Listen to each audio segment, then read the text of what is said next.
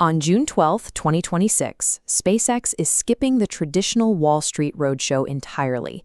They are locking in their IPO price at exactly $135 a share. That specific price tag instantly values the company at $1.75 trillion. This table compares the market caps of the biggest U.S. companies.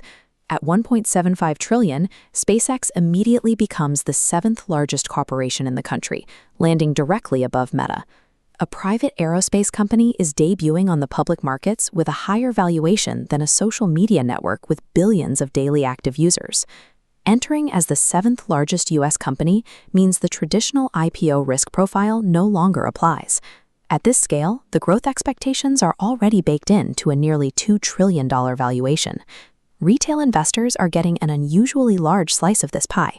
30% of the total float is reserved for regular buyers. That means your standard brokerage account will give you easy access to buy in the moment trading goes live.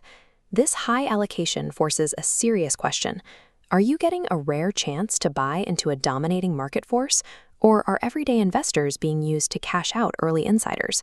Space exploration carries a lot of excitement, but building rockets and satellite networks is a deeply capital-intensive physical reality. To figure out if $135 is a smart entry point, we must ignore the launch sequence and dig into the actual revenue multiples and the massive costs dragging down their bottom line. Let's start with what insiders recently paid. In December 2025, a private tender offer valued SpaceX shares at roughly $84, adjusting for their recent split. This graph tracks that private internal price and compares it to the public debut. The line jumps from $84 straight to the $135 IPO price. That gap represents a 61% premium generated in less than 6 months. Then there is the company's actual income. SpaceX generated $18.7 billion in total revenue for 2025.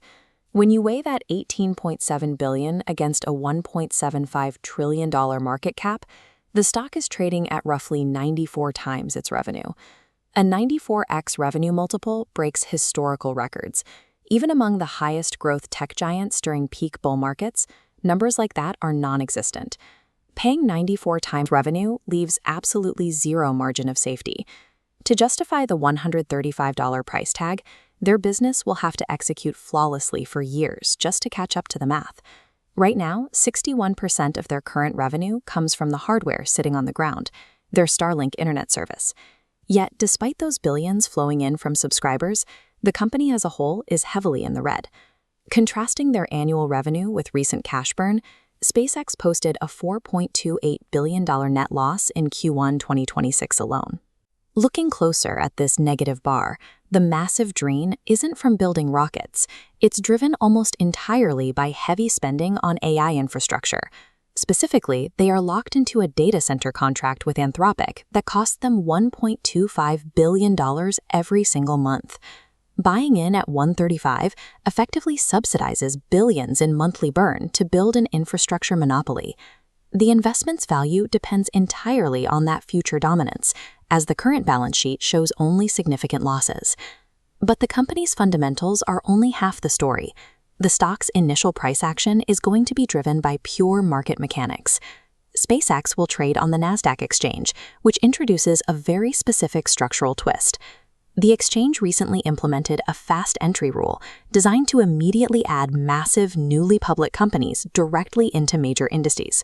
Because of this rule, passive index funds will be mechanically forced to buy millions of SPCX shares almost immediately to rebalance their portfolios. This forced wave of institutional buying practically guarantees an artificial price spike in the first few weeks of trading. This structural mandate creates severe near-term volatility. If you are a buy-and-hold investor who buys into the initial excitement, you run the risk of getting trapped exactly when the forced rebalancing hits its peak.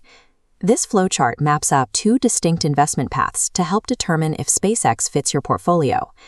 Let's start with the fundamental value investor, someone who relies on predictable metrics and a strict 12% annualized return to hit their targets.